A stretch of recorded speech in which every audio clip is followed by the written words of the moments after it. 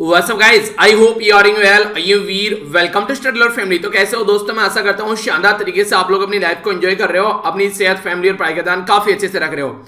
अब देखिए टाइम बहुत कम बचा हुआ है, पूरा जोश लगाकर आप लोग को लग जाना चाहिए चीजों के पीछे, क्योंकि जितना जल्दी अब आप लोग फोकस देंगे उतनी ही अच्छे से चीजों को आप लोग रिकवर कर पाएंगे, क्योंकि बहुत सारी चीजें आप लोग को पढ़नी है और बहुत सारी चीजें आप लोग को आगे लेकर चलनी है। और ये भी एक बड़ी ही प्यारी बात बोली गई इसी चीज से रिलेटेड, बोला गया जब दुनिया तुम्हें कमजोर समझे तो तुम्हारा जीतना बहुत जरूरी हो जाता है। वो ये नहीं कहते कि अपनी औकात दिखाने के लिए, कई बार आप लोग कहीं जाते हैं ना, लोग ये पूछते हैं बेटा क्या कर रहे हो, तो वो ये नहीं पूछते हैं कि आपको इज्जत कितनी देनी है। बेसिकली ये चेक करने की कोशिश करते हैं कि हाँ कितनी इज्जत से बात करनी है इस इंसान के साथ में, जैसी पोस्ट होगी वैसी उससे इज्जत से बात करेंगे। तो ये काफी ज्यादा जरूरी हो जाता है उस टाइम पर कि अपनी एक ऐसी पोजीशन बना ली जाए ताकि कम से कम लोग जो है इज्जत से तो बात करें, वरना ये कहेंगे विल्ला ऐसे ही घूम रहा है। ठीक है, तो आप लोग उन चीजों को इग्नोर कर पूरा फोकस 110% फोकस अपना काम पे लगा दीजिए और वहां से आप लोगों को रिजल्ट जरूर मिलेगा। इस बात की गारंटी है, अगर आप लोग इन चीजों से कभी भी विचलित नहीं होंगे तो आप लोग सही दिशा में अपनी एनर्जी को यूटिलाइज कर पाएंगे।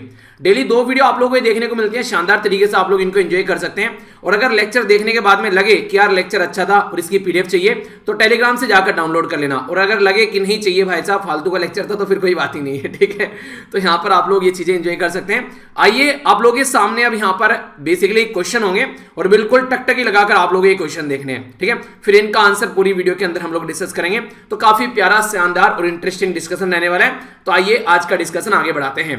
अभी एक पर्टिकुलर मिनिस्ट्री के बारे में बात की जा रही है, उसके द्वारा यहां पर एक बेसिकली ऐप लॉन्च किया गया। ठीक है, तो यहां पर जो ये ऐप है इसका नाम है सुगम्या भारत ऐप। ठीक है, तो ये आप लोगों को ये बताना है ये बेसिकली कौन सी मिनिस्ट्री के द्वारा लॉन्च किया गया है। आप लोगों ने कई बार शब्द भी सुना होगा कि ये चीजें जो है सुगम बन गई है, तो इस तरीके से सुगमिया ऐप। ठीक है, तो इसके बारे में आप लोगों को बताना है बेसिकली ये। इसी के साथ में यहाँ पर बात की जा रही है अरावली रेंज के बारे में। मैंने आप लोगों को ये डिस्कस भी किया था कि अरावली रेंज जो है वो 4 राज्यों से होकर गुजरती है। तो राज्य का मतलब एक यूनियन टेरिटरी भी, एक पर्टिकुलर अगर उससे आप लोग काउंट करिए एरिया, तो 4 एरिया से होकर गुजरती है, 3 राज्य और एक यूनियन टेरिटरी। तो गुजरात और दिल्ली का नाम मैंने आप लोग को बता दिया, और नॉर्मली 2 का नाम आप लोग को और पता होना चाहिए कि किससे होकर गुजरती है। तो लगभग 720 किलोमीटर लंबा ये एरिया आप लोग को देखने को मिलेगा। तो इसके बारे में डिटेल में जब डिस्कस करूंगा तो आप लोगों के माइंड में जो ये सारी चीजें क्लियर हो जाएंगी। एक गुरु शिखर जो पीक है यहाँ पर, ये आप लोग को बताना है ये किसके ऊपर है। पर्टिकुलर एक यहाँ पर माउंटेन है अरावली रेंज के अंदर, उसके ऊपर पीक है, और ये हाईएस्ट पीक है अरावली रेंज का, जो कि लगभग 1772 मीटर के करीब ऊंचा है। तो ये गुरु शिखर जो है वो किस माउंटेन के ऊपर है यहाँ पर बेसिकली पर्टिकुलर आप लोग को बताना है। पर्टिकुलर जो उसका नाम आप लोगों ने कई बार सुना भी होगा। ठीक है, हमारी कंट्री की जो इंडियन एयरफोर्स है उसके द्वारा पार्टिसिपेट किया गया ये एक्सरसाइज डेजर्ट फ्लैग 6, इसमें यहाँ पर पार्टिसिपेट किए जाने की बात की गई।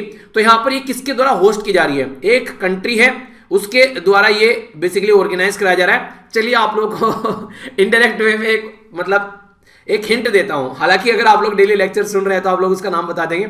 उस कंट्री के द्वारा अभी जो मंगल ग्रह है उस पर एक मिशन छोड़ा गया है और उस मिशन का नाम होप है, HOPE।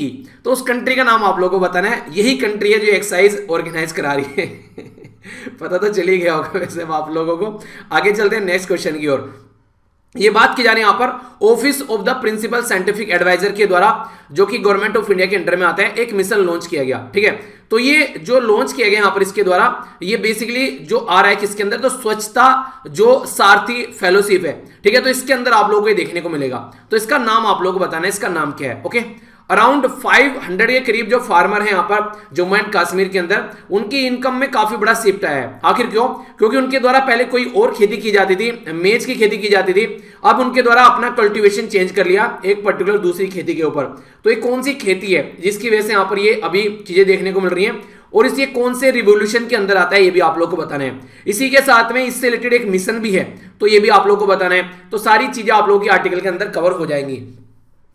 Council of scientific and industrial research, उसी के साथ में IIIM जो जम्मू है उसके द्वारा यहाँ पर जो पर्पल रिवोल्यूशन देखने को मिला, और ये है बेसिकली अरोमा मिशन के तहत। ठीक है, तो यहाँ पर ये बेसिकली IIM जो है यहाँ पर इसके बारे में आप लोग को बताना है। IIIM जम्मू एंड कश्मीर जो जम्मू के अंदर, इसकी फुल फॉर्म आप लोग को बतानी है। MTRC इसकी फुल फॉर्म क्या है? ये अभी रेलवे के द्वारा बोला गया कि इस सिस्टम को यूज किया जाएगा, तो ये काफी हिस्टोरिक मूव बोला जा रहा है और फर्स्ट टाइम यहाँ पर रेलवे सिस्टम को यूज करा है ताकि एक्सीडेंट वगैरह को रोका जा सके। तो इसके बारे में बात करेंगे डिटेल में, आर्टिकल समझेंगे। इंटरेस्टिंग काफी प्यारा आर्टिकल है। ठीक है, तो आइए आज का लेक्चर स्टार्ट करते हैं बिना किसी देरी के। शानदार तरीके से आप लोगों को एंजॉय करना है। तो इंटरेस्टिंग न्यूज के साथ में यहाँ पर स्टार्ट करते हैं। राज्य से रिलेटेड न्यूज है यहाँ पर, और ये बात की जा रही है अरावली हिल के बारे में। अरावली हिल ये जो है बेसिकली अभी हरियाणा गवर्नमेंट के द्वारा ये बोला गया है, सुप्रीम कोर्ट से अपील की गई है कि उनके द्वारा जो माइनिंग की जाती थी अरावली हिल के अंदर में, जो खनन किया जाता था बेसिकली, उसको फिर से स्टार्ट किया जाए, क्योंकि पेंडेमिक कोविड-19 के चलते बड़ी ही खस्ता हालत हो गई है हरियाणा के अंदर। तो उससे इंप्रूव करने के लिए हरियाणा को इसकी परमिशन चाहिए, तो उसकी परमिशन अभी है नहीं है। तो जो माइनिंग है अरावली रीजन के अंदर वो 2002 में बैन कर दी गई थी, क्योंकि बहुत बड़ा इसके ऊपर इंपैक्ट पड़ रहा था। तो सुप्रीम कोर्ट के द्वारा ऑर्डर दिया गया था, जिसके चलते जो यूनियन इन्वायरमेंट मिनिस्ट्री है उसके द्वारा बोला गया कि माइनिंग अगर की जाएगी कंटिन्यूअसली तो वो इलीगल की कैटेगरी में आएगा। ठीक है, तो हालांकि आज की डेट में भी यहाँ पर जो माइनिंग होती है वो इलीगल तरीके से होती है। तो आज के डेट में भी यहाँ पर माइनिंग चल रही है इलीगल तरीके से, पर लेकिन यहाँ पर उस टाइम पर बोला गया था कि अगर कोई कंटिन्यूस इसको करेगा तो वो भी इलीगल की कैटेगरी में आएगा। तो ये जो अरावली रेंज है, अगर इसको आप लोग समझना चाहते हैं लोकेटेड कहां पर है, तो ये आप लोग यहां पर देखते हैं। मेनली तो आप लोगों ने सुना होगा कि अरावली कहां पर है, राजस्थान के अंदर है। तो काफी बड़ा पोर्शन इसका राजस्थान के अंदर है। वैसे यहां पर गुजरात, राजस्थान, हरियाणा और दिल्ली वाले पोर्शन में ये अरावली वाला रीजन फैला हुआ है। तो इस तरीके से अगर कोई पूछे कि किस किस एरिया में अरावली आती है, तो यहां पर ओल्डेस्ट प्लेटू है ये इंडिया के अंदर। अगर आप लोग इसके बारे में बात करेंगे तो ये गुजरात, राजस्थान, हरियाणा और दिल्ली में आप लोगों को देखने को मिलेगा। और भी कई सारे रेंज है, जैसे कि यहां पर विंध्या रेंज होगी, सतपुरा रेंज होगी। तो इनके बारे में भी आप लोग याद रखते हैं, कई बार क्वेश्चन आप लोगों से पूछ लिए जाते हैं। और इन पर जो हाईएस्ट पीक है उनके भी नाम आप लोग यहां पर देखते हैं। ये काराकोरम रेंज होगी और माउंट केटू आप लोग यहां पर देखने को मिलेगा हाईएस्ट पीक। ठीक है, इसी के साथ में यहां पर अरावली में यहां पर जो माउंट आबू, जिसके बारे में भी मैं आप लोगों से बात भी करूंगा, ये हाईएस्ट पीक आप लोगों को देखने को मिलेगा। तो इसी के बारे में यहां पर बात की जा रही है। तो अरावली जो है ये लगभग 720 जो किलोमीटर एरिया में फैली हुई है। ये गुजरात से लेकर दिल्ली तक यहां पर जाती है, और गुजरात के बीच में फिर कहां पर आप लोग हरियाणा, राजस्थान, गुजरात और दिल्ली। तो ये बेसिकली ये एरिया ये कवर करती है। अरावली जो यहां पर ये इसको बोला जाता है प्री इंडिया सब कॉन्टिनेंट। जब यहां पर जो मेन यूरेशियन प्लेट थी वो आकर यहां पर ये पर्टिकुलर इस एरिया से आके साथ में मिली यहां पर, तो ये माना जाता है कि जो 33 सी हुआ करता था यहां पर एक पहले। ठीक है, तो 33 सी में से ये हिमालय निकल कर आ गया, तो ऐसा माना जाता है। काफी लंबा प्रोसीजर चला, उसके बाद में यहां पर ये चीजें आप लोगों को देखने को मिली। जो कार्बन डेटिंग के हिसाब से बात करते हैं, तो जो कॉपर इसी के साथ में अलग जो मेटल जो माइंड यहां से की जाती है, तो लगभग 5th सेंचुरी बीसी के करीब की यहां पर देखने को मिलती है। ठीक है, तो ये कुछ बेसिक इसके बारे में चीज हो गई। कुछ और समझते हैं अगर इसके बारे में बोले, जो अरावली नॉर्थ वेस्टर्न इंडिया के अंदर देखने को मिलेगी। जैसे हमारी कंट्री का मैप हो गया, ठीक है, तो ये नॉर्थ हो गया और ये वेस्ट हो गया। तो नॉर्थ वेस्ट एरिया में आप लोग को देखने को मिलेगी, हो गया नॉर्थ वेस्ट वाला। ठीक है, तो ये रखिएगा। तो इसी के साथ में यहां पर ये one of the oldest fold mountain आप लोगों को अपनी कंट्री में देखने को मिलेगी, जिसके रेजिड्यू जो है वो काफी, खासकर अगर बात करें जो अवशेष इसके बचे हुए हैं, 300 से लेकर 900 मीटर की हाइट तक देखने को मिलते हैं। गुरु शिखर, जो कि क्वेश्चन भी कई बार पूछा जाता है, गुरु शिखर जो माउंट आबू जो राजस्थान के अंदर देखने को मिलता है, इसका हाईएस्ट पीक है जो कि अरावली रेंज का, तो 1722 मीटर ये ऊंचा आप लोगों को नजर आएगा। ये फोल्डेड क्रस्ट माउंटेन आप लोगों को देखने को मिलेगी, जिसके चलते इसको क्या बोला जाता है, जब दो माउंटेन एक दूसरे के ऊपर इस तरीके से कन्वर्ज होती हैं, आंखें एक दूसरे के ऊपर चढ़ती हैं फिर मिलती हैं, तो ये पूरा जो प्रोसीजर होता है, ठीक है, इसको ओरोजेनिक मूवमेंट के नाम से जाना जाता है। ओरोजेनिक मूवमेंट भी अगर आप लोगों से पूछे तो टू कन्वर्जेंट जो प्लेट्स हैं, ठीक है, तो वे जब एक दूसरे के पास में मूव करती हैं तो इसको ओरोजेनिक मूवमेंट बोलते हैं। तो ये भी इंपॉर्टेंट पॉइंट आप लोगों से ज्योग्राफी के अंदर पूछ लिया जाता है बेसिकली। ठीक है, तो देखिए आप लोग यहाँ पर एक ही लेक्चर के अंदर आप लोगों को पॉलिटी, ज्योग्राफी, हिस्ट्री सारी कवर हो जाती है। तो इतना प्यारा मिक्सचर, इतनी प्यारी सी मिक्स वेज कहाँ मिलेगी, तो अच्छे से एंजॉय किया कीजिए। ठीक है, आगे बात करें तो माउंटेन जो है वो डिवाइडेड है दो मेन रेंज के अंदर। तो अगर आप लोगों से कोई पूछे कि जो ये अरावली रेंज है, ये जो माउंटेन है, ये किस दो रेंज के अंदर ये डिवाइडेड है, तो यहां पर ये सांबर सिरोही रेंज है एक तो, और दूसरा यहां पर सांबर खेतरी रेंज, ये राजस्थान के अंदर है, जिसके अंदर ये डिवाइडेड है। ठीक है, और एक्सटेंशन जो है इसका लगभग ये 560 किलोमीटर तक आप लोगों को देखने को मिलेगा। एक और इंटरेस्टिंग चीज, ये आप लोगों ने शायद सुनी होगी किसी ने या नहीं सुनी है, बताइएगा जरूर, सुना है नहीं सुना है। अरावली रेंज जो है वो एक्सटेंडेड है यहाँ पर दिल्ली से हरिद्वार तक भी, इवन उत्तर प्रदेश के अंदर। पर लेकिन जैसे मैंने बताया कि प्लेटें जो है एक दूसरे के ऊपर चढ़ रही हैं वहां पर वो, तो इसके चलते यहाँ पर ये आप लोगों को सिस्टम जो है वो बेसिकली नीचे नीचे देखने को मिलेगा, यानी कि हिडन लिम्स बोला गया इसको, ये ऊपर दिखाई नहीं देंगी। तो ये बेसिकली गंगा और इंडस वाले रीजन में देखने को मिलेगी। और अरावली को बैरियर की तरीके से बोला गया कि अरावली वाला जो रीजन है ना, यहाँ पर आप लोगों को जो थार डेजर्ट देखने को मिलता है, सैंड वाला एरिया जो देखने को मिलता है, तो ये माना जाता है कि कहीं ना कहीं ये एक तरीके से डिवाइड भी करता है, एक बैरियर का काम करता है कि जो डेजर्ट है वो वहां तक नहीं गया, वो रुक गया इसकी वजह से, अरावली रेंज की वजह से। तो तो अरावली रेंज जो है वो थार डेजर्ट को जो ज्यादा नए बड़े इंडो गैंगेटिक प्लेट में, तो वहां तक ये बेसिकली रोकने का काम करता है। तो इंडो गैंगेटिक प्लेन से पहले ही यहां पर इसको रोक लिया जाता है अरावली रेंज के द्वारा। तो ये कैचमेंट जो रिवर पड़ता है ना प्लेन, जो फिर यहां से पहले ये रुक जाता है। इंपॉर्टेंट है, ऐसी बातें पूछ ली जाती हैं। इसी के साथ में ये अरावली रेंज को कंसीडर किया जाता है लंग्स फॉर पोल्यूशन एयर, जो दिल्ली जो है बेसिकली या फिर नेशनल कैपिटल रीजन आप लोग बोलिए, तो ये इसको लंग्स का काम करता है। अगर ये ना होता तो बहुत ही बुरी कंडीशन होती दिल्ली के अंदर, ऐसा बोल सकते हैं। ये बहुत हद तक चीजों को कंट्रोल करने का काम करता है। जो थोड़ा बहुत पोल्यूशन कम होता है उसमें बहुत बड़ा रोल प्ले करता है यहां पर जो अरावली रेंज है। देखिए, आप लोगों से ऑलरेडी क्वेश्चन पूछा जा चुका है वेस्टर्न घाट में कितने राज्य आते हैं। आगे क्वेश्चन बन सकता है कि ईस्टर्न घाट में कितने राज्य आते हैं, या फिर आप लोगों से पूछा जा सकता है अरावली रेंज कितने राज्यों में फैली हुई है, क्योंकि न्यूज में है। तो ऐसे ऐसे जो पॉइंट होते हैं ना, ये पॉइंट आप लोग के माइंड में अगर क्लियर रहेंगे तो आप लोग कहीं ना कहीं जो आपको साथ में जो पेपर देने बैठेंगे उनसे आप लोग काफी आगे रहेंगे। ठीक है, तो जैसे मैंने आप लोगों को बताया था, अगर आप लोग यहाँ पर मैप भी अगर देखना चाहते हैं ढंग से, एक बार आप लोग मैप देखिए वेस्टर्न घाट के बारे में। तो गुजरात हो गया, महाराष्ट्र हो गया और गोवा हो गया, तीन तो ये राज्य हो गए। ठीक है, कर्नाटक हो गया और केरला हो गया। ठीक है, इसी के साथ में तमिलनाडु को कुछ पोर्शन भी आप लोग यहां पर वेस्टर्न घाट में देखने को मिलते हैं। तो टोटल मिलाकर 6 राज्य ऐसे हैं जो वेस्टर्न घाट में आते हैं। इसी तरीके से अगर ईस्टर्न घाट में आप लोगों से पूछें तो आप लोगों को यहां पर देखने को मिलेगा तमिलनाडु आ गया पूरा। इसी के साथ में आंध्र प्रदेश देखने को मिलेगा। ठीक है, यहां पर उड़ीसा हो गया। पर लेकिन आप लोगों को कर्नाटक का भी थोड़ा सा पोर्शन आप लोग यहां पर देखने को मिलेगा। तो ये कई बार कंफ्यूजन आप लोगों के माइंड में क्रिएट कर देता है। बाकी जो एक राज्य बच गए यहां पर, यह है तेलंगाना, जो आप लोगों को देखने को मिलेगा। ये भी आप लोगों को इसी घाट के अंदर में आता है। ठीक है, तो इस तरीके से टोटल मिलाकर जो 5 राज्य हैं ये आप लोग यहां पर ईस्टर्न घाट में देखने को मिलेंगे। तो तमिलनाडु हो गया, आंध्र प्रदेश, इसी के साथ में तेलंगाना, उड़ीसा और कर्नाटक भी मैंने बोला क्योंकि यहां तक कर्नाटक आया हुआ है। तो कुछ पोर्शन आप लोगों को कर्नाटक भी ईस्टर्न घाट में देखने को मिलेगा। तो इस तरीके से कभी आप लोग कंफ्यूज ना हो जाएं। आप लोगों से इस तरीके के क्वेश्चन कई बार पूछे जाते हैं और कंफ्यूज करने के लिए। और अरावली रेंज के बारे में अगर ऐसे कोई क्वेश्चन बने तो मुझे नहीं लगता कि अब आप लोगों के माइंड में कोई कंफ्यूजन होना चाहिए। डिफेंस के बारे में बात करते हैं, बड़ी ही प्यारी न्यूज है। अगर डिफेंस का कोई भी एग्जाम दे रहे हैं तो आप लोगों से क्वेश्चन ये और भी ज्यादा इंपॉर्टेंट हो जाता है। ठीक है, वैसे तो सारे एग्जाम से पूछ ले जाते हैं, अगर किसी कंट्री के रिलेशन के बारे में लिखने को आ रहा है एग्जाम में तो वहां पर भी क्वेश्चन बन सकता है। और अगर कोई चीज पहली बार हो रही है तो और भी ज्यादा इंपॉर्टेंट हो जाती है। इंडियन एयरफोर्स के द्वारा फर्स्ट टाइम यहां पर इंडियन एयरफोर्स के द्वारा पार्टिसिपेट किया जा रहा है एक्साइज डेजर्ट फ्लैग 6 के अंदर में। तो क्वेश्चन ये बन जाएगा कि किसके द्वारा होस्ट की जा रही है।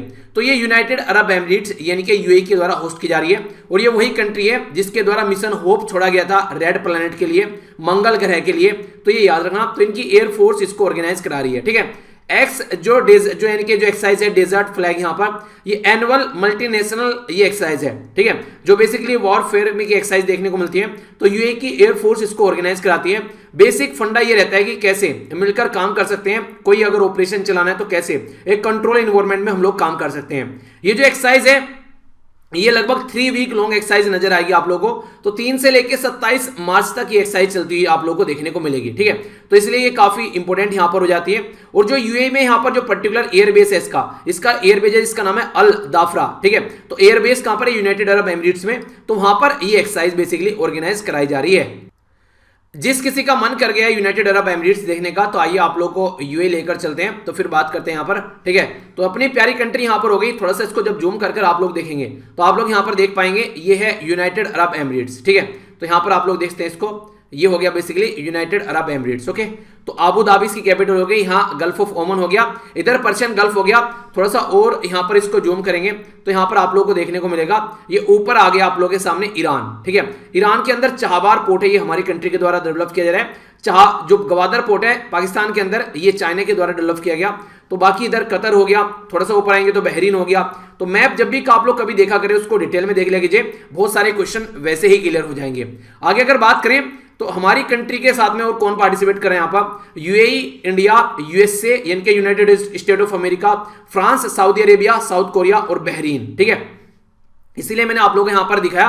तो यहां पर बहरीन भी आप लोगों को, ठीक है, तो ये भी पार्टिसिपेट यहां पर कर रहा है। ओके, तो इसी के साथ में अगर बात करें इंडियन एयरफोर्स का जो सुखोई 30 MKI पार्टिसिपेट कर रहे हैं, C-17 ग्लोब मास्टर पार्टिसिपेट कर रहे हैं और IL जो 78 टैंकर एयरक्राफ्ट के द्वारा पार्टिसिपेट किया जा रहा है।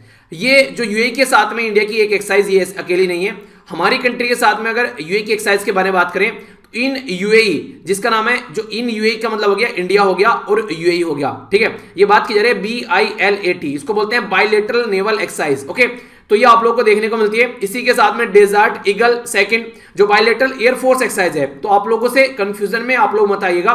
हम जो अभी पार्टिसिपेट कर रहे हैं वो एयरफोर्स एक्सरसाइज में पार्टिसिपेट कर रहे हैं यूए के अंदर। अगर बात करें इंडिया और यूए के बीच में एक्सरसाइज और भी होती है, तो यहाँ पर जो ये बेसिकली इन यूएई जो BILAT है, ये एक एक्सरसाइज है नेवल वाली एक्सरसाइज, ठीक है। इसी के साथ में यहाँ पर अगर बात करें, जो बात की जा रही है डेजर्ट ईगल सेकंड के बारे में, तो ये आप लोगों को एक एयरफोर्स की एक्सरसाइज देखने को मिलेगी। नेक्स्ट अगर बात करें, इंडिया पार्टिसिपेट करती है यहाँ पर NAVDEX, इसको बोलते हैं नेवल डिफेंस एक्सरसाइज, तो ये आप लोगों को देखने को मिलेगी दोनों कंट्री के बीच में। IDEX 21, इसको बोलते हैं इंटरनेशनल डिफेंस एग्जीबिशन। याद होगा आप लोगों से मैंने डिस्कस भी किया था कि हमारी कंट्री के द्वारा पार्टिसिपेट इसके अंदर किया जा रहा है। तो ये कई सारे अगर इंडिया और यूएई के रिलेशन के बारे में चीजें लिखने के लिए आती है, तो इनके बारे में आप लोग याद रखिएगा। नेक्स्ट अगर बात करते हैं, लेटेस्ट जो टेक्नोलॉजी इनोवेशन है ग्लोबल डिफेंस सेक्टर जो सपोर्ट करते हैं, यूनाइटेड अरब एमिरेट्स की जो डिफेंस इंडस्ट्री के बारे में बात करिए, ठीक है, तो उसके चलते मेजर इंटरनेशनल कंपनी भी यहां पर आती है, तो कई सारे पार्टिसिपेशन भी आप लोगों को देखने को मिलते हैं। तो इससे कंट्री के बीच में काफी अच्छे रिलेशन देखने को मिलेंगे और एक दूसरे से काफी फायदा भी आप लोगों को नजर आएगा। काफी प्यारी न्यूज है, यहाँ पर कई सारी बातें आप लोगों को जानने को मिलेगी, तो थोड़ा सा इसके बारे में ध्यान से सुनिएगा। आप लोग पर्सनल लाइफ में भी इसको इंप्लीमेंट कर सकते हैं, खासकर अगर बात की जाए जब चीजों को वेस्ट से वेल्थ जनरेट करने की अगर बात आती है तो। और ये खासकर हर एक लेवल के लोगों के लिए यहाँ पर इसमें कुछ गाइडलाइन है। बात की जा रही है वेस्ट टू वेल्थ, यानी कि जो कचरा होता है उससे वेल्थ जनरेट करने का मिशन है यहाँ पर ये। तो हमारी कंट्री में जो ऑफिस है principal scientific adviser government of India के अंदर में, उसके अंडर में यहाँ पर वेस्ट टू वेल्थ मिशन यहाँ पर लॉन्च किया गया, तो स्वच्छता सारथी फेलोशिप के तहत यहाँ पर ये, ठीक है। तो ये याद रखना इसके बारे में, जो office of principal scientific adviser है उसके तहत यहाँ पर ये चीजें आगे देखने को मिल रही है। तो जो ये कैटेगरी है यहाँ पर, इसमें 3 अवार्ड में इसको डिवाइड किया गया है। पहला जो कैटेगरी है इसमें बोला गया है कि ओपन टू स्कूल स्टूडेंट, जो स्कूल के जो स्टूडेंट होते हैं 9th से लेकर 12th में जो आते हैं, तो उनके लिए यहां पर उनको इंगेज किया जाएगा वेस्ट मैनेजमेंट कम्युनिटी वर्क के लिए। वेस्ट मैनेजमेंट का मतलब क्या होता है, देखिए घरों में भी कई तरह के कचरे आप लोगों को देखने को मिलते हैं, ठीक है। तो इस तरीके से आप लोग ऐसा बोल सकते हैं कि आज की डेट में जो भी वेस्ट आप लोग जनरेट करते हैं, घर में जो जनरेट होता है उसको मैनेज करना सिखाया जाएगा यहाँ पर स्कूल के बच्चों को। दूसरा बोला गया है कैटेगरी बी, इसमें जो कॉलेज के स्टूडेंट हैं, जिसमें यूजी पीजी रिसर्च ये सारे स्टूडेंट आप लोगों को देखने को मिलेंगे, तो ये यहाँ पर बेसिकली वेस्ट मैनेजमेंट कम्युनिटी के लिए यहाँ पर वर्क करेंगे। तो यहाँ पर ये भी एक अच्छा स्टेप बोल सकते हैं।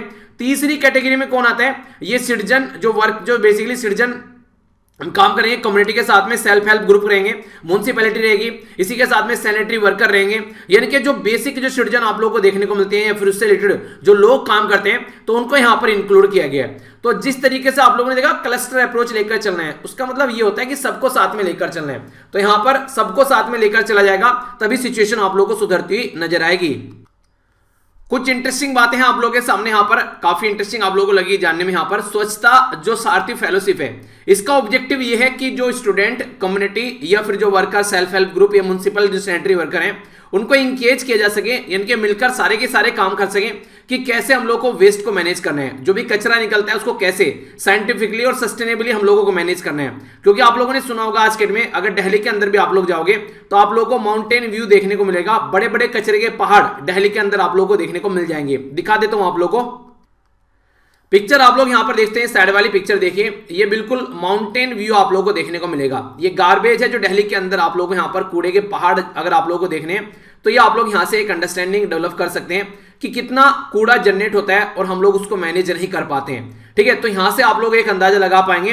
तो ये गाजीपुर जो बेसिकली एरिया है जहां पर ये प्रॉब्लम देखने को मिलती है दिल्ली के अंदर में, तो यहां पर इनको कैसे मैनेज करना है हमारी कंट्री की जो बड़ी बड़ी सिटी है उसके अंदर।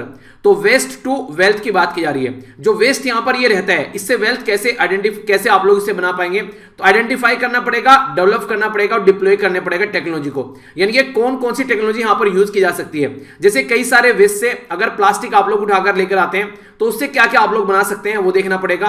एनर्जी जनरेट कर किस किस चीज से आप लोग कर सकते हैं, रिसाइकिल कौन कौन सा मटेरियल आप लोग कर सकते हैं, और कौन कौन सा एक्सट्रैक्ट जो वर्थ है वो सामान आप लोग यहां से निकाल सकते हैं। तो ये वेस्ट टू जो वेल्थ मिशन है, ये 9 पिलर के ऊपर काम करता है, ठीक है।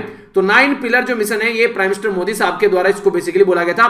प्राइम मिनिस्टर जो यहां पर बोला गया था prime minister science technology and innovation advisory council, जिसको PMSTIAC इसके नाम से जाना जाता है। तो याद रखना PMSTIAC को पूछे क्या है ये, तो prime minister science technology innovation advisory council. तो ये एक इंपॉर्टेंट पॉइंट है यहाँ पर। जो 9 पॉइंट बोले गए इसमें कई सारी चीजें देखने को मिलेगी, जैसे कि आर्टिफिशियल इंटेलिजेंस हो गया, नेशनल बायोडाइवर्सिटी हो गया, इसी के साथ में और अगर आप लोगों से बात करूं यहाँ पर, तो यहाँ पर जैसे कि डीप ओशन एक्सप्लोरेशन के बारे में बात की जा रही है, इसी के साथ में यहाँ पर bio science for human wealth के बारे में बात की जा रही है, इलेक्ट्रिक व्हीकल के बारे में बात की जा रही है, और इसी के अंदर यहाँ पर आप लोगों को देखने को मिलेगा जो वेस्ट टू वेल्थ है, ठीक है। तो ये इसी के मिशन का एक पार्ट है जो कि आप लोगों से क्वेश्चन भी बन सकता है। यहां पर देखिए ये काम कैसे किए जा रहे हैं। हमारी कंट्री में स्वच्छता भारत मिशन का नाम आप लोगों ने सुना होगा। तो स्वच्छता भारत मिशन जो है कहीं ना कहीं आज के दिन में कनेक्ट कर दिया गया है स्मार्ट सिटी प्रोजेक्ट के साथ में, क्योंकि बिना साफ सफाई की कोई स्मार्ट सिटी नहीं हो सकती है। तो कैसे फाइनेंशियली ज्यादा पैसा खर्च किए बिना हम लोग इसको एक अच्छी सिटी बना सकते हैं। आप लोगों ने सुना होगा एक वीडियो जो मैंने फेसबुक पर शेयर किया था कुछ टाइम पहले, तो वहां पर ये दिखाया गया था कि आज की डेट में जो वेस्ट है हम लोग उसको कैसे यूज कर सकते हैं अच्छे अच्छे काम के लिए। तो वो चीजें वहां पर दिखाई गई थी। तो उसमें यही चीजें बताई गई कि किस तरीके से हम लोग कम पैसा लगाकर अपने मैक्सिमम वेस्ट को मैनेज कर सकते हैं और कंट्री के अंदर कैसे उसको हैंडल कर सकते हैं। तो इंडियन इंस्टीट्यूट ऑफ दिल्ली जो है वो यहां पर इसमें मिलकर काम कर रहे हैं, और इसके बारे में तो आप लोगों से क्वेश्चन भी पूछे जा सकते हैं, ये काफी इंपॉर्टेंट है। इंडियन जो हमारी कंट्री में बेसिकली काम कर रहे हैं इंस्टीट्यूट, जो यहां पर मैंने आप लोगों को बताया जो हमारी कंट्री में इंडियन इंस्टीट्यूट ऑफ दिल्ली, इसके साथ में अगर आप लोगों से कोई पूछे तो आईआईटी दिल्ली के द्वारा एमओयू साइन किया गया था यहां पर गवर्नमेंट ऑफ इंडिया के साथ में, जिसमें ये यहां पर जो साइन किया गया था ये काफी इंपॉर्टेंट डेट है, वो याद रखिएगा। 150वीं जो बर्थ एनिवर्सरी थी महात्मा गांधी जी की, ठीक है, तो उस टाइम पर 2 अक्टूबर को यहां पर ये office of principal scientific adviser के साथ में मिलकर इसको साइन किया गया, और इनके द्वारा बोला गया कि आईआईटी दिल्ली जो है वो सपोर्ट प्रोवाइड कराएगी ताकि हम लोग यहां पर टेक्नोलॉजी इंप्लीमेंट करके अपने वेस्ट को मैनेज कर सकें और जीरो एमिशन टेक्नोलॉजी को मैनेज कर सके, रिसाइकिल कर सके ई वेस्ट को। तो ये इसलिए काफी इंपॉर्टेंट हो जाता है। तो आईआईटी दिल्ली किसके साथ में, गवर्नमेंट ऑफ इंडिया के साथ में मिलकर काम कर रही है। 150वीं बर्थ एनिवर्सरी महात्मा गांधी जी की जब देखने को मिली 2019 में, ठीक है। 2014 में स्वच्छ भारत मिशन लॉन्च किया गया था और 2019 में आप लोग कंडीशन देखने को मिली। तो जो न्यू टेक्नोलॉजी है, जो न्यू मेथोडोलॉजी जो यूज की जाएगी, जो भी मेथड जो तरीके यूज किए जाएंगे, तो ई वेस्ट को यहां पर बेसिकली साइड में करने के लिए, इसी के साथ में अर्बन जो माइंस है उसको देखा जाएगा, रिकवरी करने की कोशिश की जाएगी। तो ये सारी चीजें आप लोग यहां पर देखते हैं। और अगर स्मार्ट सिटी के बारे में बात करें, स्वच्छ भारत अभियान के बारे में बात करें, या फिर आत्मनिर्भर भारत इनिशिएटिव के बारे में बात करें, तो टेक्नोलॉजी का यूज करके सब किसी न किसी तरीके से ये जो इंपॉर्टेंट जो आप लोग जिनके बारे में याद रखिएगा कि हाँ ये कहीं ना कहीं सारे एक दूसरे के साथ में इंटरकनेक्टेड भी आप लोग को नजर आ जाएंगे, ठीक है। तो ये जो मिशन लॉन्च किया गया था बेसिकली ये यहां पर लॉन्च किया गया था कब, 2019 में। फूड एंड एग्रीकल्चर के बारे में बात करते हैं। एक प्यारी सी न्यूज है, और किसानों की इनकम जो है जम्मू एंड कश्मीर के अंदर काफी अच्छी बढ़ गई है, खासकर जम्मू वाले रीजन के अंदर। किसकी वजह से यहां पर, तो उसके बारे में जानेंगे। पहले यहां पर ये मक्का की खेती किया करते थे, यानी कि मेज की खेती किया करते थे। अब यहां पर ये लेवेंडर की खेती करते हैं, ठीक है। तो ये आप लोगों को देखने को मिलेगा, ऐसे फूल यहां पर आप लोगों को देखने को मिल रहे हैं। तो इसको पर्पल रिवॉल्यूशन के नाम से भी बोला जाता है बेसिकली, क्योंकि पर्पल कलर के आप लोगों को ये देखने को मिल रहे हैं। तो जो ये इनिशिएटिव लिया गया था ये यहाँ पर अरोमा मिशन के तहत यहाँ पर आता है, ठीक है। तो एरोमा एक तरीके से सुगंध आप लोगों ने देखा ना, एरोमा एक तरीके से, तो एरोमा मिशन के तहत यहाँ पर आता है। तो इसके चलते जो मेज से शिफ्ट हो गए लेवेंडर पर, तो यहाँ से किसानों की इनकम जो है वो अच्छी खासी बढ़ गई। अंडर पर्पल रिवॉल्यूशन जो यहाँ पर, या फिर अंडर एरोमा मिशन जो है यहाँ पर, ये फर्स्ट टाइम जो किसानों के द्वारा इनको फ्री लेवेंडर की जो सैपलिंग मिली, यानी कि ऐसे नहीं प्योद मिली इनको लगाने के लिए। पहले यहाँ पर 5 से 6 रुपए पर प्योद इनको देना पड़ता था और तब ये लगा पाते थे, पर लेकिन अब इनको फ्री दिया गया। तो फ्री में दिया गया गवर्नमेंट के द्वारा। तो इससे फायदा क्या हुआ, इससे फायदा ये हुआ कि काफी सारे लोगों के द्वारा इसको यूज किया गया खेतों में लगाने के लिए, और उससे काफी अच्छा फायदा इनको बाद में निकल कर आया। तो इस तरीके से अगर चाहे गवर्नमेंट, जैसे आज के डेट में आप लोगों को पता है कि हमारी कंट्री में जो किसान है, खासकर पंजाब और हरियाणा वाले किसान, अगर पंजाब की पर्टिकुलरली मैं बात करूं, वहां पर पानी का लेवल जो है वो काफी कम है, फिर भी वहां पर लोग जो है वो धान की खेती करते हैं। क्यों? क्योंकि उसका एमएसपी अच्छा मिलता है। अगर धान की खेती पे से एमएसपी को हटाकर किसी दूसरी खेती पर जो कि वहां के लिए सुटेबल भी है, अगर वो उगाने लगे और उस पर अच्छा खासा एमएसपी दे आराम से, यानी कि एकदम से, तो लोग उसको उगाना स्टार्ट कर देंगे। तो कहीं ना कहीं गलती यहां पर गवर्नमेंट की है कि उन्होंने उस पर बेसिकली प्रोडक्ट पर इतना एमएसपी दे रखा है, जिसकी वजह से लोग वहां पर उसके इन्वायरमेंटली वायबल न होने के बावजूद भी, यानी कि इन्वायरमेंट के हिसाब से देखा जाए तो वहां पर धान उगाना नहीं चाहिए अगर पानी के हिसाब से हम लोग देखें, पर फिर भी वहां पर दबाकर धान की खेती ली जाती है। इवन एक सीजन में 3-3 खेती तक ली जाती है, ठीक है। तो इससे आप लोग अंडरस्टैंड कर सकते हैं एम क्या है कि सपोर्ट किया जाए डोमेस्टिक जो एरोमेटिक क्रॉप है वो बेसिकली आज के डेट में हम लोग बाहर की कंट्री से खरीद कर लेकर आते हैं, तो क्यों ना हम लोग अपनी ही कंट्री में ये सारे प्रोडक्ट बनाने लगे, तो कैसा रहेगा, तो होम ग्रोन वैरायटी आप लोगों को देखने को मिलेगी, तो इससे और ज्यादा फायदा होगा। मेन जो यहाँ पर प्रोडक्ट है यहाँ पर लेवेंडर ऑयल इससे निकल के आता है, जो कि देखकर भी थोड़ा सा मुझे आश्चर्य हुआ। लेवेंडर का जो ऑयल है जो यहाँ से निकल के आता है इन जो पौधों से, तो 1 लीटर अगर ऑयल आप लोग निकाल लेते हैं तो 10,000 का हो जाता है ये, यानी कि 10,000 पर लीटर ऑयल आप लोगों को देखने को मिलता है। तो समझिए पहले जो मक्का की खेती कर रहे थे, अब ये लेवेंडर की खेती कर रहे हैं आप, तो डिफरेंस कितना होगा। आप लोगों ने कई बार सुना होगा इसके ड्यू वगैरह सेंट वगैरह भी आप लोगों को देखने को मिलते हैं, तो वो यहाँ पर इसी से बनाए जाते हैं। तो ह्यूज एक तरीके से ये मार्केट में इसकी रिक्वायरमेंट है, पर लेकिन हम लोग बाहर से खरीद कर लेकर आते थे, तो क्यों ना अपने ही किसानों को इतना सक्सेसफुल बनाया जाए कि वही खुद ये काम करें और हम लोग उनसे खरीदें। कुछ और इंटरेस्टिंग बातें इसके बारे में, जो लेवेंडर का जो वाटर है ये यहाँ पर एक तरीके से सेपरेट किया जाता है इससे लेवेंडर ऑयल, तो ये बेसिकली इससे आप लोगों ने जो अगरबत्तियां वगैरह देखते हैं ना, तो वो भी इससे बनाई जाती है, जिसको इंसेंस स्टिक के नाम से आप लोग जानते हैं। हाइड्रोसोल के बारे में बात की जा रही है, तो हाइड्रोसोल क्या है, आफ्टर जो डिस्टिलेशन किया जाता है यहाँ पर इसका, तो उसमें से फूलों में से इसको बेसिकली निकाला जाता है, ठीक है। तो कई बार आप लोगों ने सुना होगा कि इसके साबुन बनाए जाते हैं, जो नहाने के लिए साबुन यूज करते हैं आप लोग। इसी के साथ में रूम फ्रेशनर के तौर पर भी यहाँ पर यूज किया जाता है लेवेंडर का, जो बेसिकली यहाँ पर आप लोग को देखने को मिलेगा।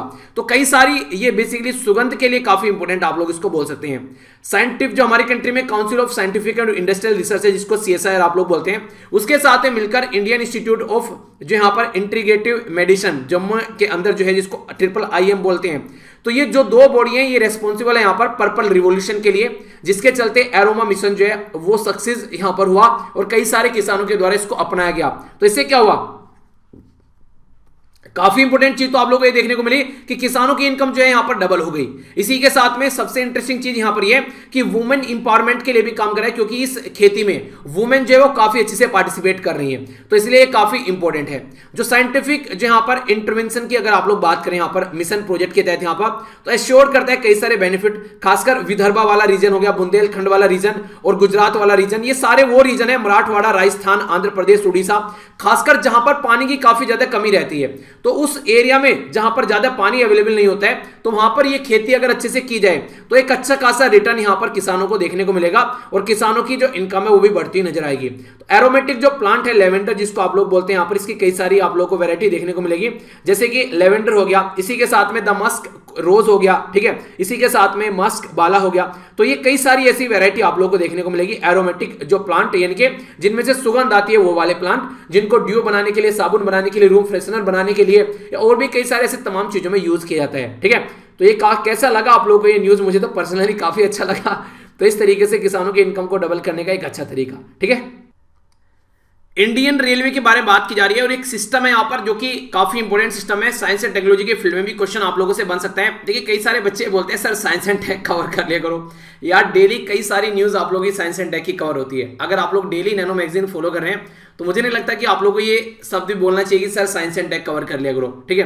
तो ये डेली आप लोग कई सारी न्यूज आती हैं।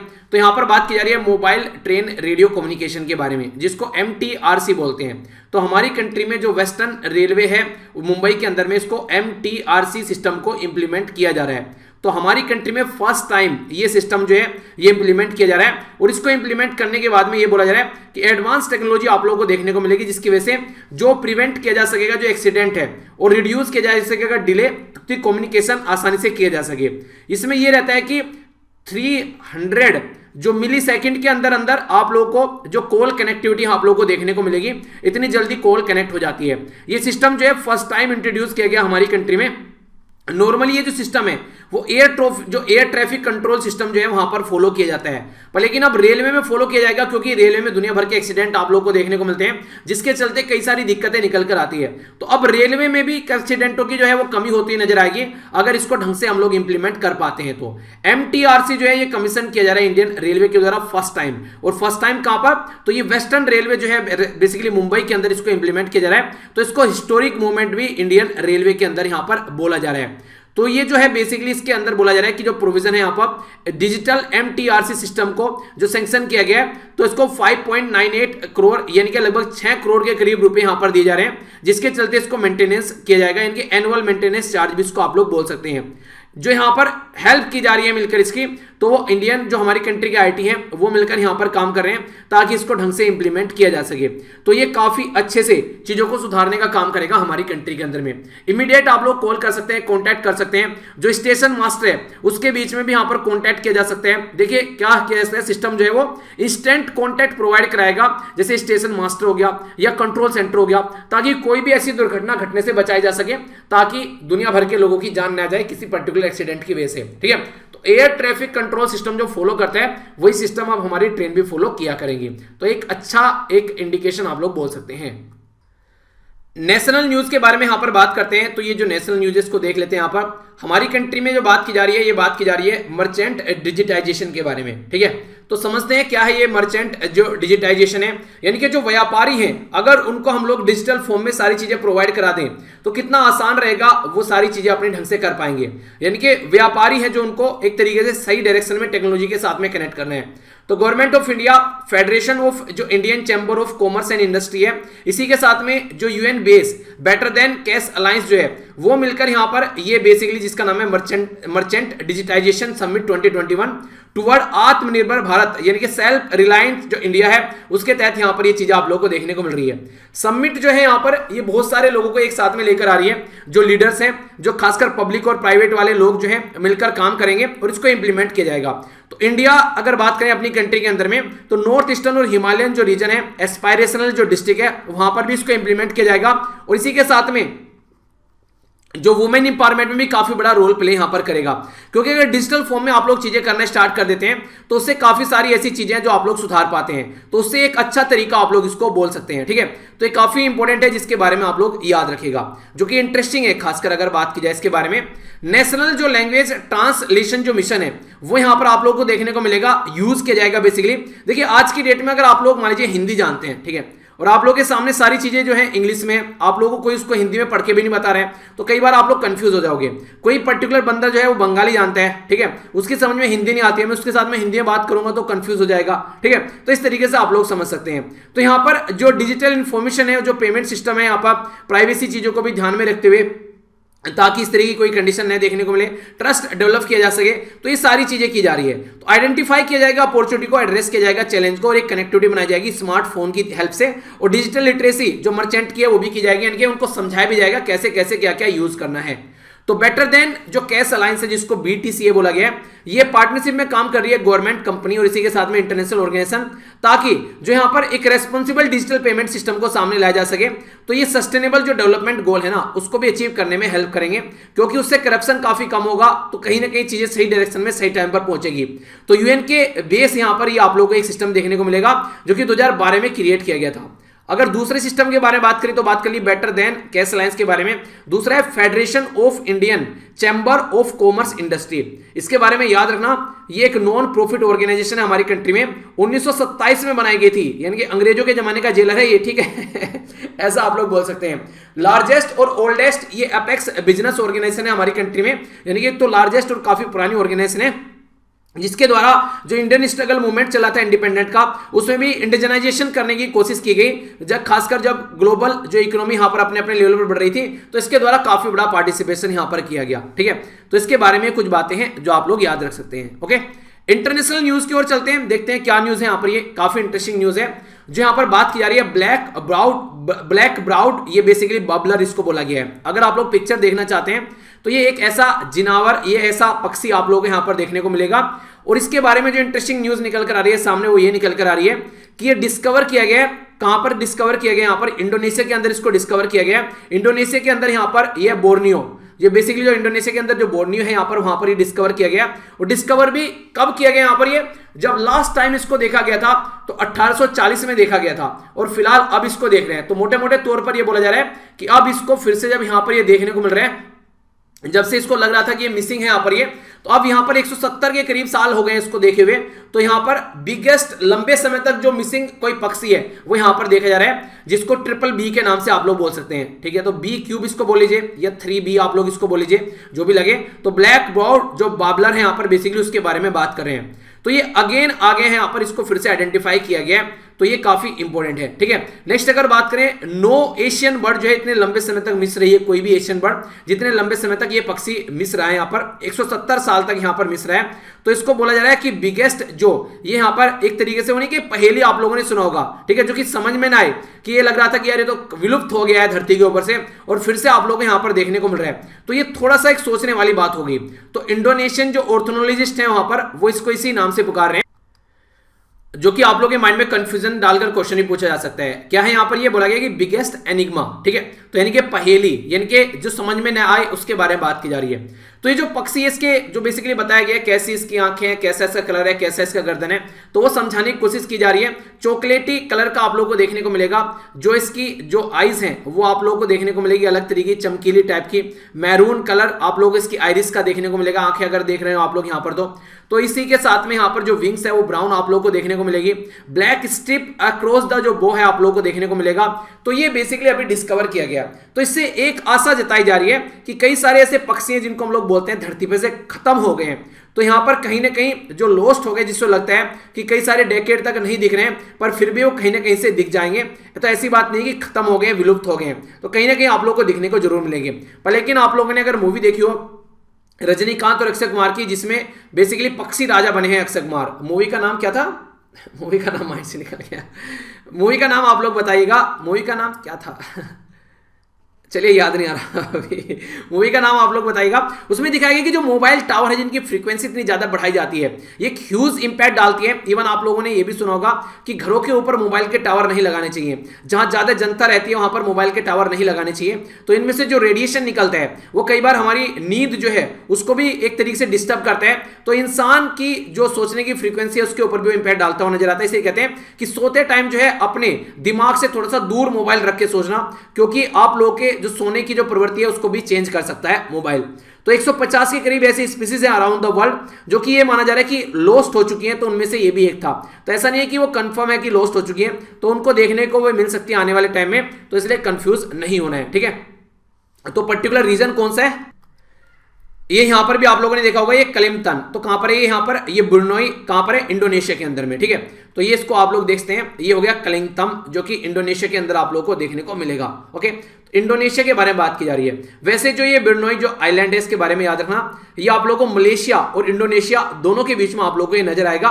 तो कई बार कंफ्यूजन में हो जाते हैं, ऐसे क्वेश्चन आप लोगों को बेसिकली कंफ्यूजन में डालने के लिए पूछ लिए जाते हैं, ठीक है।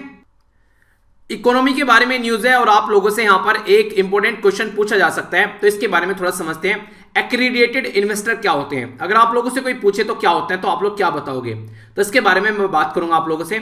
हमारी कंट्री में एक पर्टिकुलर बॉडी है जिसको बोलते हैं security and exchange board of India, जिसको सेबी के नाम से आप लोग जानते हैं। ये एक स्टैट्यूटरी बॉडी है, स्टैट्यूट यानी कि लॉ के द्वारा बनाई गई थी पार्लियामेंट में पास कर, जिसको सेबी एक्ट आप लोग 1992 का बोलते हैं। तो इसका हेडक्वार्टर मुंबई में है और ये हमारी कंट्री में जो सिक्योरिटी मार्केट है उसको बेसिकली एक तरीके से मैनेज करने का काम करती है। तो इसके द्वारा भी बोला गया प्रपोज करने के लिए कि कॉन्सेप्ट होना चाहिए हमारी कंट्री में एक्रीडिएटेड इन्वेस्टर का इंडियन सिक्योरिटी मार्केट के अंदर। तो यानी कि सेबी के द्वारा इसको सपोर्ट किया जा रहा है कि एक्रीडिएटेड इन्वेस्टर का पोस्ट हमारी मार्केट के अंदर होना चाहिए। तो ये होता क्या है, इसको समझने के लिए आप लोगों को पहले यहां पर ये क्वालिफाइड इंस्टीट्यूशनल बायर के बारे में समझना पड़ेगा। देखिए, अगर बात करें हमारी कंट्री के बारे में, अगर आप लोग मार्केट के बारे में इस तरीके से बात करें, तो ये एक तरीके से फंक्शन है प्रोटेक्ट करने का बेसिकली सेबी का, कि जो इन्वेस्टर होते हैं उनको प्रोटेक्ट किया जा सके वहां पर, ठीक है, प्रमोट किया जा सके और सिक्योरिटी मार्केट को रेगुलेट किया जा सके। तो यहां पर जो क्वालिफाइड इंस्टीट्यूशनल बायर वाली बात होती है, तो इसमें कौन इंक्लूड होता है, इसमें म्यूचुअल फंड होते हैं, इंश्योरेंस कंपनी होती है, या फॉरेनर पोर्टफोलियो इन्वेस्टर होते हैं। तो इसमें कहीं पर भी जो बेसिकली इंडिविजुअल का कॉन्सेप्ट नहीं है। तो इंडिविजुअल पर्सन अगर कोई ऐसा काम करना चाहता है तो उसके बारे में क्या काम करें, तो यहाँ तो कंपनी आ रही है, इन्वेस्टर आ रहे हैं, तो इनको ग्रेटर मार्केट एक्सेस मिल जाती है। पर लेकिन अगर कोई कंपनी से रिलेटेड नहीं है, कनेक्टेड नहीं है, कोई इंडिविजुअल पर्सन है, तो उसके बारे में आप लोग क्या करेंगे। तो इंडिविजुअल इन्वेस्टर जो है वो यहाँ पर QIB का स्टेटस तो ले नहीं सकता, यानी कि क्वालिफाइड इंस्टीट्यूशनल बायर तो वो हो नहीं सकता, क्योंकि ये कंपनी वगैरह के लिए। तो इसके चलते एक्रीडिएटेड इन्वेस्टर लाए गए यहां पर, जो कि QIB की तरीके का स्टेटस रहेगा वो इंडिविजुअल पर्सन के लिए, यानी कि अकेला पर्सन अगर कोई काम करना चाहते हैं, उन्हें कहते हैं चल अकेला चल अकेला चल अकेला राय, ठीक है। तो वही वाली बात है। तो इस तरीके से क्वालिफाइड जो इंस्टीट्यूशनल इन्वेस्टर रहते हैं, ये एक तरीके से क्वालिफाइड इंस्टीट्यूशनल बायर जो होते हैं वो इंस्टीट्यूशनल में इन्वेस्ट करने वाले बेसिकली जनरली एक्सपर्ट पर्सन रहते हैं, फाइनेंशियल कैपेसिटी इवेल्युएट करने की क्षमता रहती है, एक मार्केट को समझते हैं पूरे अच्छे लेवल पर। तो इसी के बेस पर एक्रीडेटेड इन्वेस्टर की बात की जा रही है। तो एक्रीडेटेड जो इन्वेस्टर है यहाँ पर ये, इनको बोला जाता है कि एक तरीके से ये जो पर्सन है यहाँ पर ये एक तरीके से उसी पैटर्न में काम करेंगे जैसे क्वालिफाइड जो हम लोग बात करें इंस्टीट्यूशनल इन्वेस्ट बायर के बारे में, तो उसी तरीके से यहाँ पर प्रोफेशनल इन्वेस्टर रहेंगे जो कि अंडरस्टैंड करते हैं जो फाइनेंशियल मार्केट में जो प्रोडक्ट्स हैं, रिस्क क्या है, रिटर्न कहां से मिलेगा, तो उसके बारे में जानते हैं। तो accredited investor is a person, या फिर आप लोग बोल सकते हैं पर्सन जो इसको अलाउ किया जाता है सिक्योरिटी मार्केट में एंट्री करने के लिए विदाउट एनी रजिस्टर। ठीक है, जैसे कि जो QIB वगैरह ये सारी चीज रजिस्टर के फॉर्म में आती है, तो यहां पर सिक्योरिटी जो मार्केट के अंदर इसको एंट्री की जाएगी सिक्योरिटी एक्सचेंज कमीशन के चलते। ठीक है, तो ये एक्रीडेटेड इन्वेस्टर इंडिविजुअल के लिए बेसिकली यूज किया जाता है। ओके, तो मुझे नहीं लगता है कि माइंड में कोई कंफ्यूजन अब होना चाहिए। ठीक है, आगे बढ़ते हैं। आइए कुछ यहां पर शॉर्ट न्यूज भी यहां पर देख लेते हैं। बात की जा रही है minister of social justice and empowerment, जिनको आप लोग कौन है यहां पर मिनिस्टर, तो थावरचंद गहलोत साहब हैं। तो यहां पर इनके द्वारा ये सुगम्या भारत ऐप, तो ये जो ऐप है हमारी कंट्री में किसके द्वारा डेवलप किया गया, तो department of empowerment of person with disability के द्वारा इसको डेवलप किया गया और ये ministry of social justice and empowerment के अंडर में आता है। तो यहां पर ये थावरचंद गहलोत जी के अंदर में आता है। तो सुगम्या जो भारत ऐप है यहां पर ये basically crowd sourcing mobile application आप लोगों को देखने को मिलेगा, जो कि यहां पर एक तरीके से खासकर एक्सेसिबिलिटी वाले इशू को फोकस देकर चलेगा। यानी कि मान लीजिए कोई ऐसा है एक पर्सन जिसको दिख नहीं रहा है, ठीक है, तो उसके लिए क्या क्या फैसिलिटी हम लोग को प्रोवाइड करानी है, तो उसके चलते यहां पर 3 पिलर फोकस किए जा रहे हैं। एक्सेसिबल इंडिया कैंपेन के थ्रू यहां पर चीजें आप लोग को देखने को मिलेगी, जिसमें एक ऐसा इन्वायरमेंट बनाया जाएगा जैसे ट्रांसपोर्ट सेक्टर हो गया या फिर ICT इंफॉर्मेशन कम्युनिकेशन टेक्नोलॉजी का इकोसिस्टम तैयार कर एक एक्सेसिबल इंडिया बनाया जा सके। 5 मेन फीचर रखे गए हैं, जिसमें से 4 जो है वो डायरेक्टली रिलेटेड है एक्सेसिबिलिटी से, और 5वां स्पेशल फीचर जो कि दिव्यांगन आज के डेट में जो कोविड-19 के चलते उनके ऊपर क्या इंपैक्ट पड़ा है, तो उसके ऊपर ये फोकस देकर चलेगा। ठीक है, तो क्वेश्चन डायरेक्ट बन जाएगा इस ऐप के बारे में, कौन सी मिनिस्ट्री का है, किसके द्वारा डेवलप किया गया और किस पर्टिकुलर पर्पज के लिए है। तो एक छोटी सी बात है, आप लोग याद रखिएगा। ठीक है, नेक्स्ट यहां पर बात की जा रही है पोम्पेई के बारे में। आप लोगों को याद होगा थोड़े लंबे समय से अगर आप लोग लेक्चर सुन रहे हैं, मैंने इसको डिस्कस भी किया था कि इटली के अंदर एक पर्टिकुलर लोकेशन है जहां पर खुदाई की गई और उसमें कई सारी चीजें सामने निकल कर आई। तो इसी के बारे में बात की जा रही है। तो ये हो गया इटली, यहां पर आप लोगों को पोम्पेई ये आप लोगों को देखने को मिलेगी जगह। ठीक है, तो ये पर्टिकुलर यहां पर जब खुदाई की गई तो यहां पर इस तरीका चैरियट निकला, एक रथ निकला यहां पर, ऐसा आप लोग बोल सकते हैं। तो ये जो रथ यहां पर निकला है, नॉर्मली इससे पहले ये माना जाता था कि इस पर्टिकुलर रीजन में कोई भी ऐसे रथ वगैरह यूज नहीं करता है, तो यहां पर एक तरीके से अलग तरीके से उसको देखा जाता था। पर लेकिन अब जब यहां पर रथ निकला है तो यहां पर बोला जा रहा है कि एक वोल्केनो हुआ करता था जो कि इरप्ट हुआ, जिसका नाम था माउंट, ये यहां पर है विसव्यू। ठीक है, यहां पर VSUVIUS, तो यहां पर विस्विस। ठीक है, तो इसका नाम ये है, थोड़ा सा प्रोनाउंसिएशन में प्रॉब्लम हो सकती है, उसके लिए सॉरी। तो बेसिकली यहां पर ये जो इरप्शन इसका हुआ था उस टाइम पर लगभग 2000 साल पहले, तो यहां पर ये काफी सारी चीजें यहां पर दब गई थी। अब यहां पर इनको खुदाई में अगर निकाल रहे हैं तो कई सारी चीजें यहां से निकल कर आ रही हैं, जिसके चलते इसके बारे में अंदाजा लगाया जा रहा है कि आखिर ये क्या है। ठीक है, तो पहले ये मानते थे कोई भी ऐसा इस तरीके से चैरियट वगैरह यूज नहीं किया जाता था, पर लेकिन अब जो है वो परसेप्शन लोगों का चेंज होता हुआ नजर आ रहा है। तो इटली के बारे में मैंने आप लोगों से बात की। अपनी कंट्री कंपेयर में अगर देखिए तो अपनी कंट्री की लोकेशन देखिए और फिर आप लोग सीधा इटली फ्लाई कर जाइए। ओके, कुछ और छोटी छोटी मगर मोटी बातें आप लोगों के सामने बात की जा रही है। Saint George Orthodox church at चैपर्ड केरला के अंदर है यहां पर ये, इसको डिमोलिश करने की बात की गई। काफी पुरानी यानी कि 100 साल पुरानी यहां पर ये चर्च थी, उसको डिमोलिश करने की बात की गई। ठीक है, तो ये चर्च है यहां पर, इसको डिमोलिश करने की बात की जा रही है, यानी कि तोड़ने की बात की गई, क्योंकि नेशनल हाईवे जो 66 यानी कि 66 जो नेशनल हाईवे था तो उसको वाइड करने की यानी कि चौड़ा करने की बात चल रही थी, जिसके चलते यहां पर इसको तोड़ना पड़ने की बात आई। तो सेंट्रली प्रोटेक्ट म्यूनमेंट की कैटेगरी में इसको लाया गया आर्कियोलॉजिकल सर्वे ऑफ इंडिया के द्वारा, और बोला गया कि यहां पर इसको नहीं तोड़ा जाएगा। ठीक है, तो ये चर्च जो है वो काफी रेयरेस्ट है यहां पर केरला के अंदर में, तो काफी ट्रेडिशनल तरीके से उसको देखा गया। इसकी जो दीवारें हैं वो काफी ब्यूटीफुल पेंटिंग के साथ में यहां पर आप लोगों को देखने को मिलेगी। और यहां पर जो डेट बैक की जा रही है यहां पर ये लगभग 950 AD में, तो ये लगाया जा रहा है यहां पर बनाई गई थी लगभग 1050 है, लगभग इसको रीबिल्ड किया गया फिर 1952 में, तो तब से लेकर ये ऐसी की ऐसी है। तो कई सारी आप लोग इसकी दीवारों पर प्रिंटिंग देखने को मिलेगी और काफी हिस्टोरिकल इंपोर्टेंस से इसको देखा जा रहा है। ठीक है, तो ये एक चर्च है केरला के अंदर जो नेशनल हाईवे 66 है उसकी वजह से न्यूज में थी, तो आर्कियोलॉजिकल सर्वे ऑफ इंडिया के द्वारा इसकी जान बचा ली गई। ठीक है, तो आप लोग बोल सकते हैं कि हमारी कंट्री में कल्चर को थोड़ा सा प्रेफरेंस दिया गया। ओके, तो ये सारा काम जो यहाँ पर बेसिकली किया जा रहा था डेवलपमेंट के पॉइंट ऑफ से, तो उसके चलते अब यहाँ पर ये चीजें बच गई। तो किसके द्वारा काम किया गया? आर्कियोलॉजिकल सर्वे ऑफ इंडिया के द्वारा। तो आर्कियोलॉजिकल सर्वे ऑफ इंडिया के बारे में बात करूं तो ये किस मिनिस्ट्री के अंडर में आता है? तो मिनिस्ट्री ऑफ कल्चर के अंडर में आता है। बनाया कब गया था इसको? याद रखना 1861 में बनाया गया था। इसको फाउंड किसके द्वारा किया गया था? अलेक्जेंडर कनिंगम, यही इसके फर्स्ट डायरेक्टर जनरल भी थे। याद रखिएगा। हेडक्वार्टर इसका कहां पर है ये आप लोगों को बताना है। कहां पर है? ये मिनिस्ट्री ऑफ कल्चर के अंडर में आता है। ठीक है, तो ये बातें मैंने आप लोगों को बताई। तो क्वेश्चन अगर बने तो कंफ्यूज नहीं होना चाहिए। प्रहलाद सिंह पटेल जो है वो आज के इसके मिनिस्टर हैं। Okay, ministry of road transport and highway के बारे में बात की जा रही है, जो कि नितिन गडकरी जी के अंडर में आती है। तो इसके चलते यहां पर इनके द्वारा ये जो बेसिकली कार मेकर जो इंडस्ट्री है उनके द्वारा society of India automobile manufacture के द्वारा अभी बोला गया कि हमारी कंट्री में जो भारत स्टेज जो 6 अभी यहां पर इंप्लीमेंट किया जा रहा है उसको अभी पोस्टपोन करने की बात की जा रही है कि आप लोग इसको पोस्टपोन कर दो। तो भारत स्टेज 6 CAFE इसको बोलते हैं कॉर्पोरेट एवरेज फ्यूल इफिशिएंसी, यानी कि हमारी कंट्री में ऐसे व्हीकल लाने की बात की जा रही है 2024 में कि आप लोग यहां पर इसको इंप्लीमेंट करो और फ्यूल इफिशिएंट आप लोगों को व्हीकल यहां पर लेकर आने हैं। अगर आप लोग ऐसा नहीं करेंगे तो आप लोगों को मार्केट में रहने नहीं दिया जाएगा। तो भारत स्टेज जो 6 है यहां पर ये, ठीक है, इसको डिफरेंट बोला जा रहा है कि डिफरेंट है CAFE से। ठीक है, तो इसमें डिफरेंस क्या है तो उसको हम लोग समझेंगे। तो यहां पर ये मेजॉरिटी अगर बात करें CAFE यानी कि जो कॉर्पोरेट एवरेज फ्यूल इफिशिएंसी होती है ये फोकस देती है कार्बन डाइऑक्साइड के ऊपर। बट भारत स्टेज जो 6 होता है ये किस किस के ऊपर फोकस देता है? जैसे कि एमिशन होता है यहाँ पर एन जो यहाँ पर जो बेसिकली नाइट्रोजन ऑक्साइड या फिर सल्फर ऑक्साइड, तो ये इनके ऊपर फोकस देकर चलता है। तो घुमा फिराकर दोनों का पर्पज एक ही रहता है कि इन्वायरमेंट को ग्लोबल वार्मिंग से बचाया जा सके। ठीक है, ऐसा आप लोग बोल सकते हैं। तो ये थी इसके बारे में कुछ बातें। आई होप कि आप लोगों ने लेक्चर को एंजॉय किया होगा। तो आइए देख लेते हैं आज के लेक्चर में क्या क्या डिस्कस किया है और इसके बाद में फिर हम लोग आज का क्विज देखेंगे जो कि आप लोगों को अटेम्प्ट करना है। तो सबसे पहले तो ये शॉर्ट न्यूज देखी इटली के बारे में और ये वाली अच्छे से हम लोगों ने।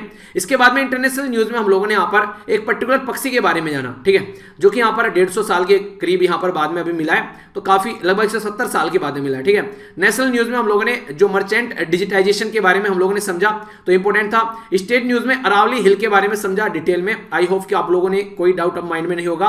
डिफेंस में हम लोगों ने इंडियन एयरफोर्स से रिलेटेड कुछ बातें जानी और कहां पर ये एक्सरसाइज हो रही है वो भी हम लोगों ने समझा। इकोनॉमी के फील्ड में एक्रेडिटेड इन्वेस्टर के बारे में कुछ बातें हम लोग को जानने को मिली। साइंस एंड टेक्नोलॉजी के फील्ड में हम लोगों ने समझा वेस्ट टू वेल्थ के बारे में, कई सारी इंटरेस्टिंग चीजें जानने को मिली।